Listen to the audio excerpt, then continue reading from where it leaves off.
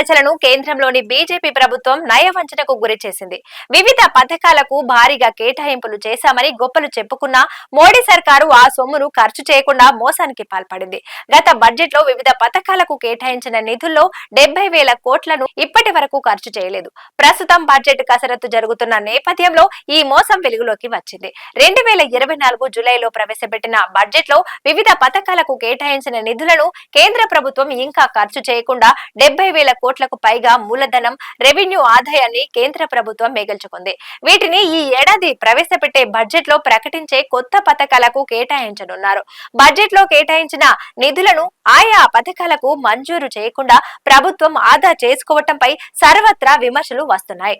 మోడీ ప్రభుత్వంలో పేరుకే పథకాలు ప్రకటిస్తారని, వాటికి నిధులు ఇచ్చి ప్రారంభించటం, అమలు చేయడం చేయరని విమర్శిస్తున్నారు. ఉదాహరణకు గత ఏడాది బడ్జెట్ లో మోడీ ప్రభుత్వం ఉపాధి సంబంధిత 3 ప్రోత్సాహక పథకాలను ప్రకటించింది. వీటికి ప్రతి ఏటా 10,000 కోట్లు కేటాయిస్తామని గొప్పగా చెప్పింది. అలాగే 1,000 కోట్ల వ్యయంతో 1000 ఐటీఐలను ఆధునీకరించే ప్రణాళికను అమలు చేసే ప్రాజెక్టును నైపుణ్య మంత్రిత్వ శాఖకు అప్పగించారు. అయితే ఈ పథకాలను ఇంతవరకు ప్రారంభించలేదు. అలాగే మరోవైపు కేంద్ర ఆర్థిక మంత్రిత్వ శాఖ నూతన పథకాలను ఉద్దేశించిన 62,000 కోట్ల మంజూరుకు మొండిగా తిరస్కరించింది. ఆ విధంగా ద్రవ్యలోటును 4.9% కట్టడి చేయాలని చూస్తోంది.